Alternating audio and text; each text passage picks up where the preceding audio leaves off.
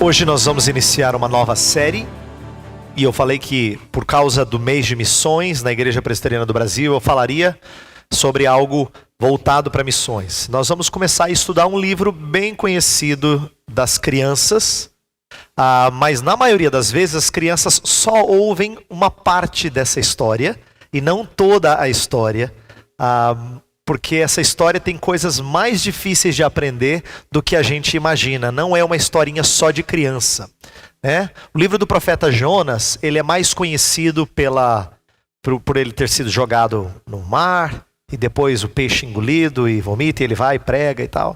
Mas nós nem sempre refletimos sobre as coisas que estão por detrás da sua primeira desobediência. E o que Deus quer ensinar, não só a Jonas, mas todo o povo de toda a história. E eu gostaria de caminhar nas próximas semanas com vocês, estudando uma história conhecida, mas fazendo a gente olhar de uma ótica que talvez seja menos comum e precisamos ouvi-la, porque ela diz respeito a nós, a cada um de nós, tá? Você e eu.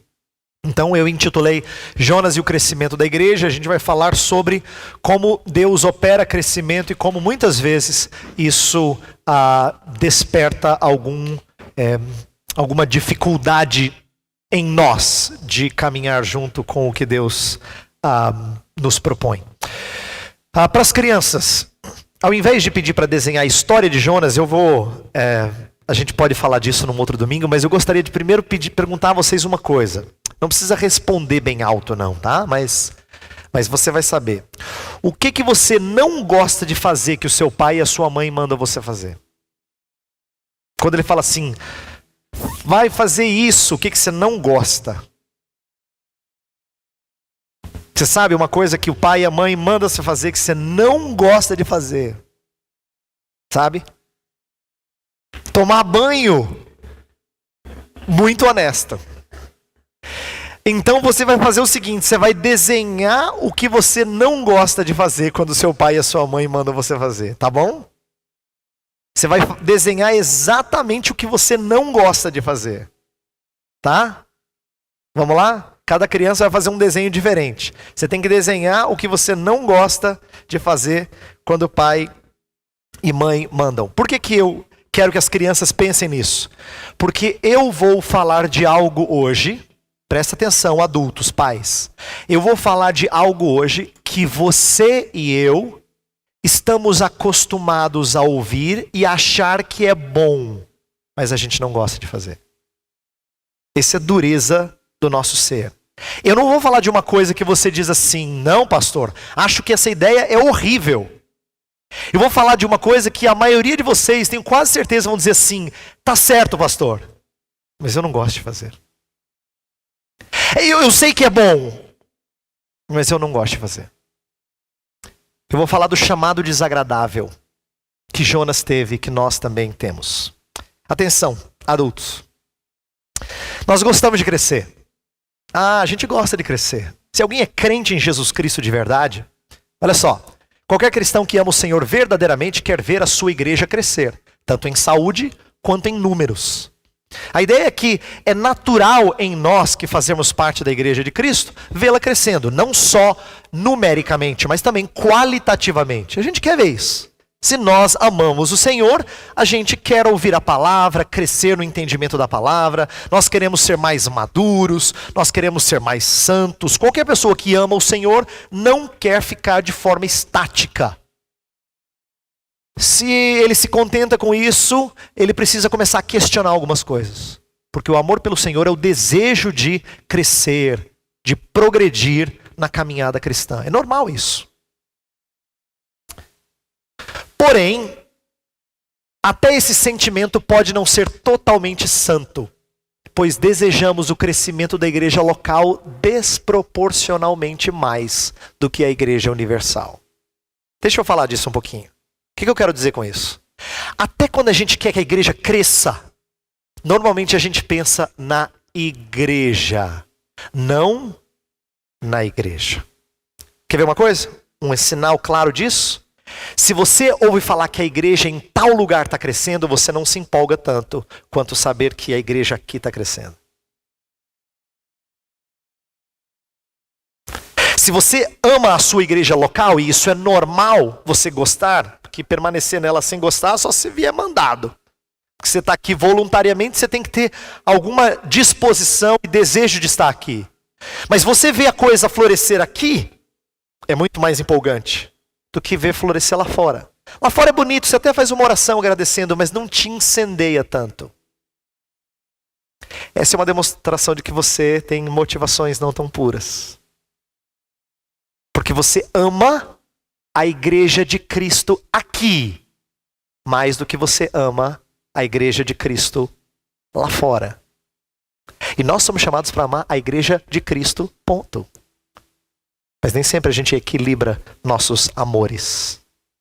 Eu queria que você pensasse nisso. Agora atenção. Para crescer tem um custo. E a Bíblia fala do custo de crescer em áreas diferentes. Por exemplo, o custo de crescer na fé e se tornar perseverante é passar por várias provações. Tiago fala assim: tendes por motivo de toda alegria o passardes por várias provações. Porque a fé, quando ela é provada, ela produz perseverança. E a perseverança leva até uma vida íntegra, madura. Então imagina você orando, falando com Deus, você dizendo assim: Senhor Deus, eu tenho lutado com os meus problemas, me dá paciência. Aí Deus falou: tá bom, vou te dar uns probleminhas. Não, Senhor, eu pedi paciência. Exatamente. Todo crescimento tem um custo. Dói. Nas crianças, às vezes dói nas juntas, assim, né? A gente também dói. O custo é alto, faz alguns titubearem quanto ao desejo original. Crescer tem um custo. E às vezes a gente balança. Esse texto de Tiago é um desses que bota medo em você antes de você orar, pedindo perseverança, pedindo que Deus fortaleça a sua fé. Senhor, aumenta a minha fé. Tá bom, meu querido?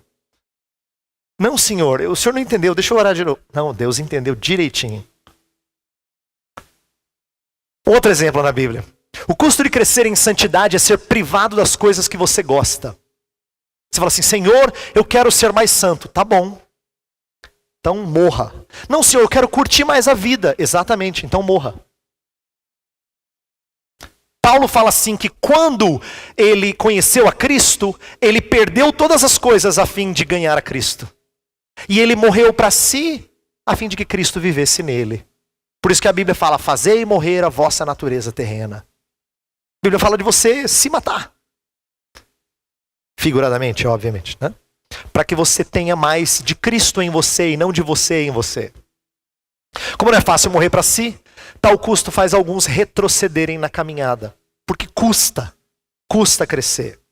Bem, se custa crescer, então eu pergunto o seguinte: qual é o custo de crescermos numericamente na igreja? Eu digo isso, eu faço essa pergunta porque se você ama a igreja, você quer ver a nossa igreja com mais pessoas. Eu quero ver a igreja com mais pessoas. Se você ama a igreja, eu imagino que você queira ver mais pessoas aqui dentro. Mas tem um custo. Qual é o custo? Tal pergunta é importante para testar as nossas motivações. Ver se estamos alinhados com o propósito de Jesus de fazer a sua igreja crescer. Então eu gostaria de começar a pensar com você o custo de algo tão nobre.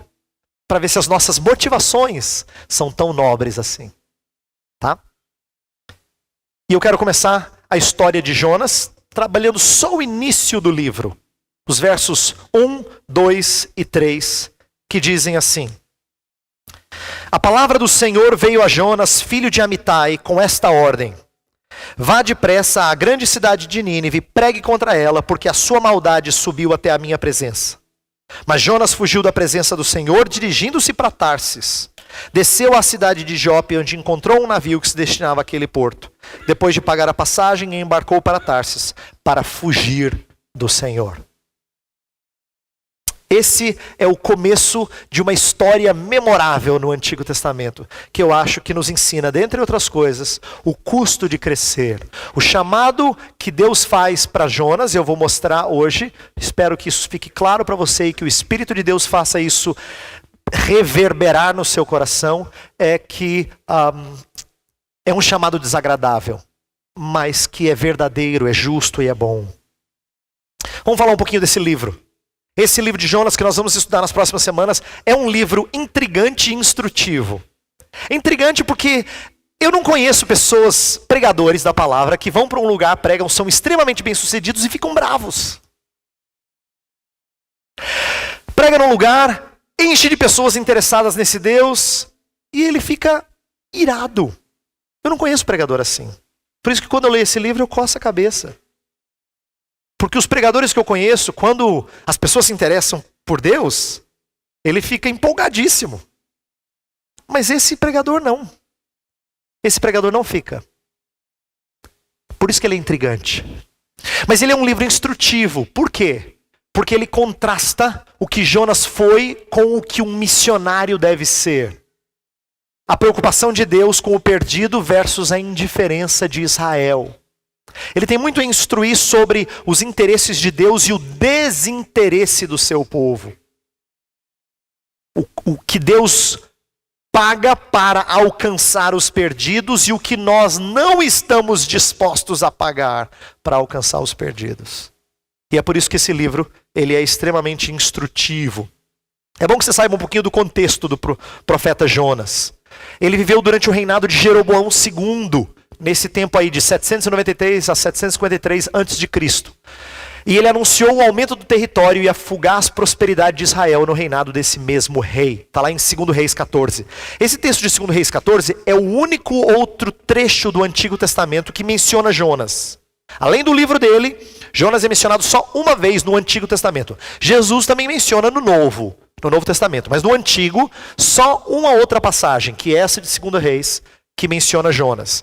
E ela fala que Jonas vivia no reino do norte, o reino de Israel, durante o reinado do rei Jeroboão II, e ele foi um rei bem sucedido. E o que Jonas fez? Jonas profetizou coisa boa. Jonas falou assim: você vai expandir o território.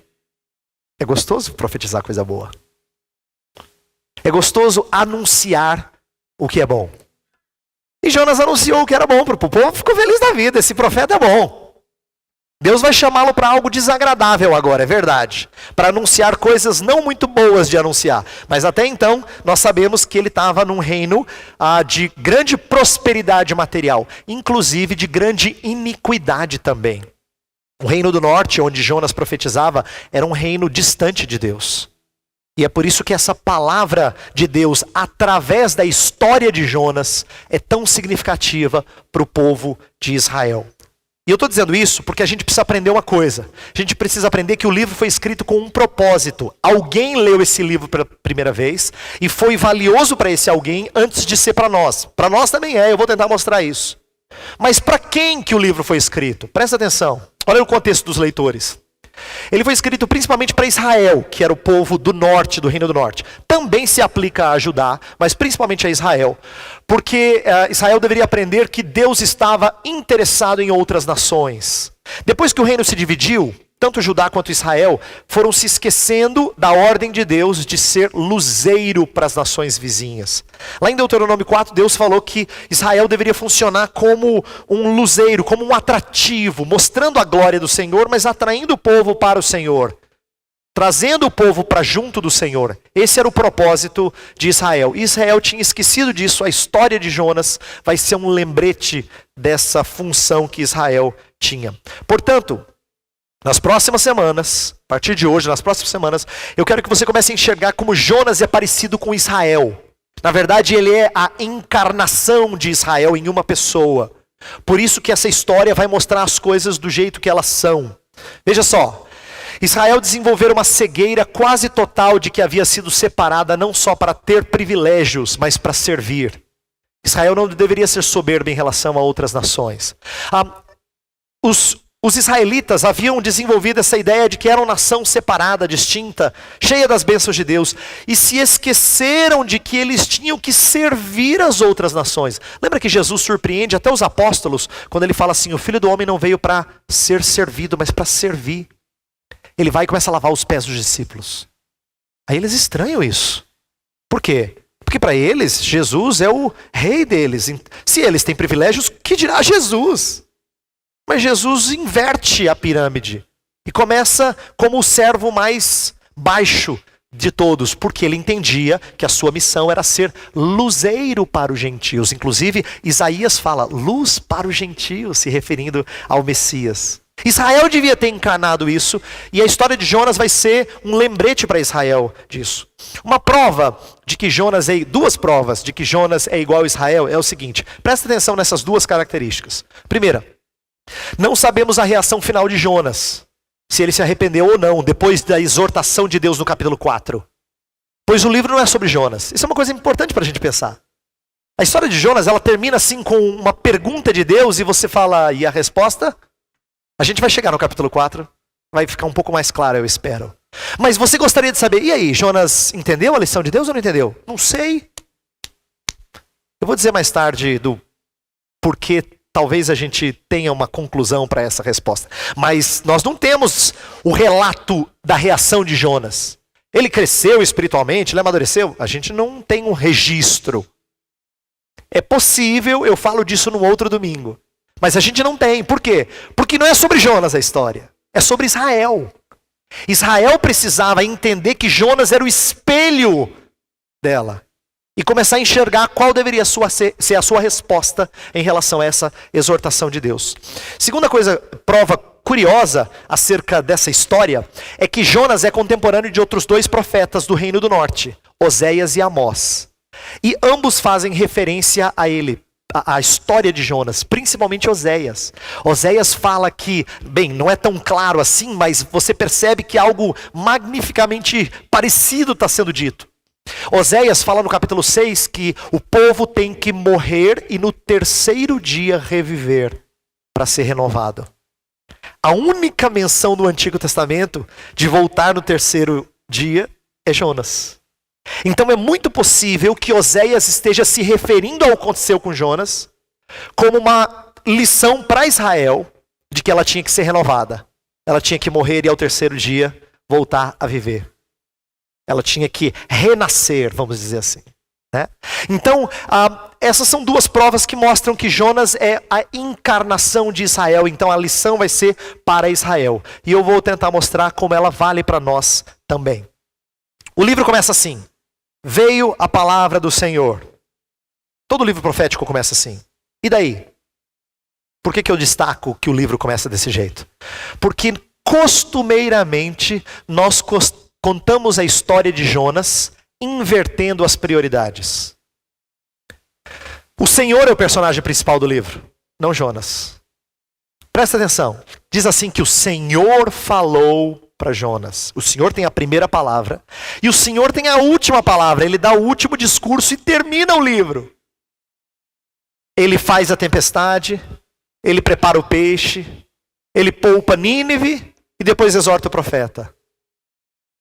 Jonas não é o personagem principal do livro. Mas a gente está acostumado a contar a história de Jonas normalmente enfatizando o profeta. Isso a gente faz para as crianças e faz para os adultos também. E se esquece do que Deus está mostrando e da atuação de Deus no decorrer de todo o livro. Então eu espero lembrar você disso, domingo após domingo, para que a gente entenda que Deus está falando certas coisas para Israel. Pouco importa Jonas. Na verdade, Jonas é aqui apenas para que a lição de Deus seja dita. E Jonas encarna o espírito de Israel para que a gente aprenda uma lição. Mas é o Senhor que é o autor das coisas que acontecem no livro. E ele nos traz uma lição importante. E o chamado dele é fundamental. Veio a palavra do Senhor. E o que ele diz? Na versão atualizada, está assim, dispõe-te e vai. Ou levanta e vai. Engraçado isso, porque dispor é um termo mal entendido no nosso contexto. Quando a gente fala assim, eu não estou muito disposto. O que você está querendo dizer? Não estou sentindo muito bem. Você entende que disposição tem mais a ver com algo que chega até você. Mas se fosse assim, a gente nunca estaria disposto a amar o inimigo. Dispõe-te e vai não tem nada a ver com esperar que algo chegue a você. Tem a ver com levantar e fazer. Vamos, Jonas, levanta e faça. Vá até Nínive. Porque dispor-se é isso. Não é disposição, não é algo que chega até... Não, eu não estou muito afim, que você fala. Não está muito afim, porque você acha que algo tem que chegar em você para você fazer. Não, o que tinha que chegar em você já chegou. É o Espírito Santo de Deus. Agora você tem que ir. Você tem que dispor-se a atender ao chamado de Deus. Um chamado estranho aos ouvidos de Jonas. 2 razões.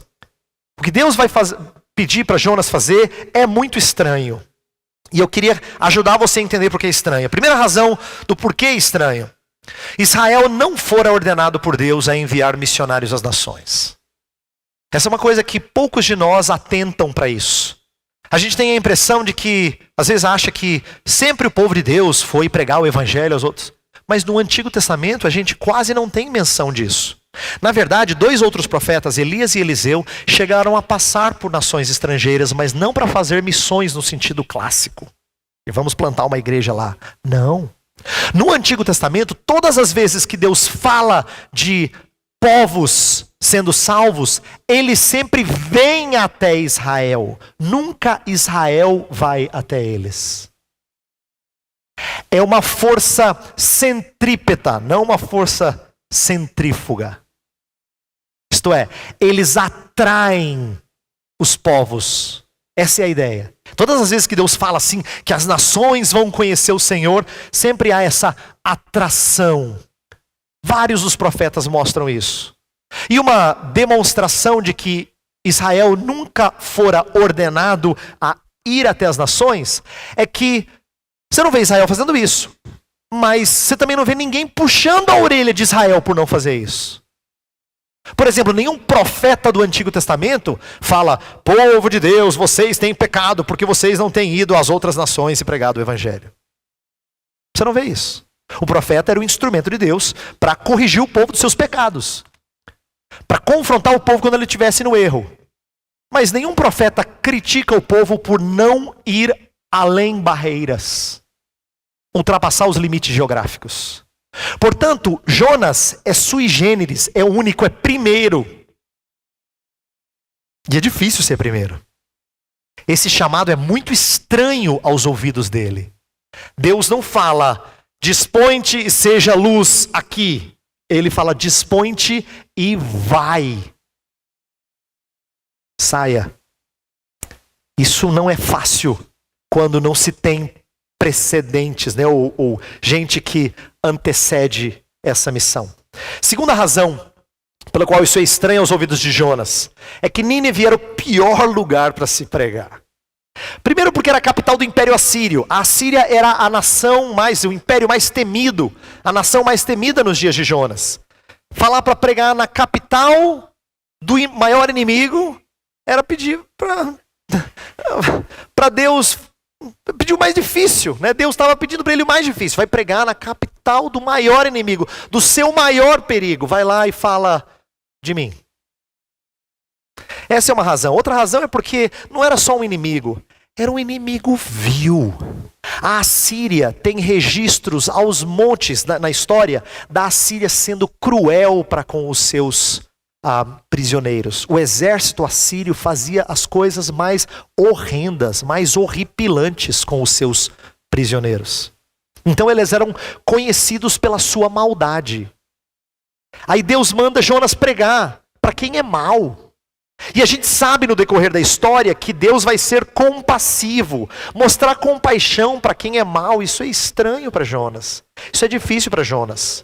Mas também é difícil porque, olha só, principalmente uma mensagem de juízo. Deus fala assim: dispõe-te e vai pregar, porque o pecado de Nínive chegou até mim. E a pregação de Jonas vai ser uma pregação de juízo, de confrontar o pecado. Isso não é fácil. Não é fácil. Então, 2 razões. Primeira, porque não era um chamado comum. Segundo, porque era um chamado contrário às disposições do coração. Agora, tudo bem, isso é para Jonas. Eu queria que a gente passasse agora alguns minutos pensando no que é desconfortável para nós. Por que essa história tem algo a nos ensinar? Porque eu creio que nós também somos chamados a fazer uma coisa que é desagradável. E que muitas vezes mostra a nossa dificuldade em atender a ordem do Senhor. Eu quero dar alguns exemplos do que é desconfortável para nós. Presta atenção. Sabemos que fomos chamados a fazer discípulos, a gente leu isso na liturgia, mas não sabemos se temos filhos na fé. Temos a coragem de chamarmos as pessoas para serem nossas imitadoras como somos de Cristo? Presta atenção. A gente sabe que tem gente aqui foi abençoada por Deus ao ouvir o evangelho e tal. Mas quantos de nós poderiam dizer assim, ó, graças a Deus, meu filho na fé, meu filho na fé, meu filho na fé, meu filho na fé. A maioria de nós nunca participou de um parto, espiritualmente falando. Nunca. Isso deveria ser comum, mas não é. A gente não sabe traçar a genealogia da nossa família. E mais, a gente tem até dúvida se tem que fazer, porque Paulo fala assim, sede meus imitadores como eu sou de Cristo. Nós não temos coragem de falar isso para as pessoas. Olha, eu gostaria de dizer para você nesta manhã que você tem que ser meu imitador como eu sou de Cristo. A gente acha isso soberbo. Não é. Se a Bíblia ordena você e eu a fazer discípulos, então como é que você faz discípulos? Mostrando a Cristo Jesus. Sede meus imitadores como eu sou de Cristo. Mas a gente não tem coragem de falar isso. Parece que a gente está tão abaixo do padrão que a gente morre de medo de chegar para alguém e falar assim, olha, eu queria que você visse como é que eu busco a Cristo e imito a Cristo todos os dias. A gente não tem coragem. Isso é tremendamente desconfortante. Primeiro porque o nosso histórico não é muito bom. Com raras exceções, nós não trouxemos à luz muitos filhos. E segundo porque a gente não tem coragem de ser aquele a quem deve ser imitado. É desconfortável para nós. Digo mais. Pessoas precisam conhecer de fato o seu pecado a fim de alcançarem a salvação. A gente sabe disso. As pessoas precisam conhecer o seu pecado, reconhecer, arrepender para que sejam salvos. Você tem sido reconhecido por expor os pecados das pessoas ao seu redor com o intuito de conduzi-las a Cristo? Será que a sua reputação é assim? Fulano sempre fala do meu pecado. Sempre fala do meu erro. Isso incomoda, é muito ruim. Eu estava ouvindo um pregador essa semana que disse assim que muitos pais erram em não disciplinar os filhos porque eles não querem que os filhos os odeiem. A gente gosta tanto de ser amado que a gente raramente expõe os erros uns dos outros. Mas foi isso que Deus pediu para Jonas. Vai para Nínive, não fala uma mensagem bonita. Fala para ela que o seu pecado chegou até mim. Jonas vai colocar uma mensagem difícil para ser colocada. Mas não é difícil só para Jonas, é difícil para você também. Você não gosta de ser conhecido como o chato, a chata. Você não gosta. Você prefere ser o gente boa. Olha, essa pessoa é gente boa. A gente não gosta de confrontar pecado. Mas Deus nos chama a trazer uma mensagem desconfortável. Vou mais longe, presta atenção nessa. Igrejas nascem mais naturalmente se um grupo sólido começa um novo trabalho. Nossa igreja nasceu assim. Nossa igreja nasceu porque, pela bondade de Deus, um grupo sólido começou um trabalho. E essa é a maneira mais natural de fazer uma igreja crescer. Mas aí vem a pergunta que você e eu não queremos ouvir. Você estaria disposto a deixar a sua igreja local a fim de participar do crescimento da igreja universal? Vamos fazer o seguinte, tá bom aqui, né? Daqui a um mês a gente racha, pode ser? Não é legal isso. Porque tá bom aqui. E quando você acha um lugar em que você gosta, você não quer arredar pé. Porque tá bom aqui. Tava bom para Jonas em Israel também. Ele não queria ir para Nínive. Ele ia fazer em Nínive. Ele estava sendo profeta lá. Estava fazendo a função. Ele estava servindo a Deus lá. Ele era profeta. Mas eu queria que você pensasse em quão desconfortável mas em quão importante seria se nosso amor fosse pela Igreja Universal. Eu digo aqui a Igreja de Cristo em todo o planeta. A ponto de dizer assim, quando chegar a hora eu topo sair, pastor. Duro, hein? Quando chegar a hora eu topo sair. Eu gosto dessa igreja, eu amo essa igreja, mas eu topo sair. Eu queria que você se enxergasse no lugar de Jonas assim, disposto a perder as coisas que você mais gosta e mais ama, por amor à igreja de Cristo Jesus, com o interesse de fazer a igreja crescer. Eu não disse que crescer tem um custo? Pois se prepare. Se você quer ver a igreja crescer, a gente vai ter que estar disposto a pagar esse preço em algum momento. Eu queria que você pensasse nisso. Eu quero terminar colocando o que Jonas fez. Ele é o profeta fujão. Fala que ele fugiu da presença de Deus. Aí você fala assim, mas peraí, Jonas não era profeta? Não conhecia a Bíblia? Claro que conhecia. Dá para fugir da presença de Deus? Claro que não. Porque Deus é onipresente. Mas no caso de Jonas, ele sabia o que ele estava fazendo. Não é bobo. Ele queria se tornar indisponível para a missão. Olha só. Fugir da presença de Deus é impossível. Jonas sabia disso, ele queria estar indisponível para a missão. Foi para o extremo do mundo conhecido, Tarsis, provavelmente na Espanha de hoje. Para quem não tem muita noção de geografia, eu peguei um mapa, não está muito bom, mas só para ter uma noção ali. Ó. Olha para as linhas vermelhas. A bolinha de baixo é onde Jonas estava. Ele tinha que ir para Nínive, que está à direita, acima um pouquinho. Olha para onde ele foi. Dá para ter uma noção assim da proporção, né? Tá? Ele tinha que ir para a bolinha da direita lá, ele foi para a esquerda, o outro lado do Mediterrâneo. Porque ele queria sim chegar para Deus e dizer, Senhor, não está dando mais, ó, tá vendo? Estou aqui longe, difícil. Ele queria estar indisponível para a missão. Eu termino dizendo assim, por que Jonas fugia? Talvez medo pelo inimigo, devido aos atritos políticos, e certamente ódio pelo mesmo. A gente vai ver isso mais adiante. Uma discriminação espiritual. Jonas vivia e pensava como os israelitas, e não queria ser o primeiro e o único. Aí vem a minha aplicação. Assim como nós, muitas vezes, não queremos. Eu queria que você entendesse que eu estou começando a cutucar você para ser o primeiro. E um dos poucos, para na hora que chegar a hora, você falar, eu saio. Eu amo essa igreja, pastor, mas eu saio. Eu amo o amigo tal, a amiga tal, mas eu vou falar do pecado dela. Eu não sou lá muito santo, mas eu vou começar a falar para as pessoas para olharem Cristo em mim.